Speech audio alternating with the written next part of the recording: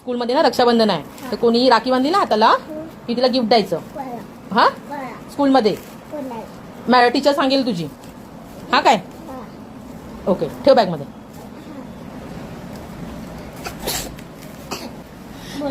पप्पाला दाखवली राखी कोणी? राखी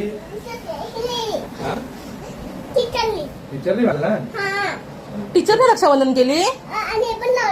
काय लावलं? दाखव बॅगेत काय.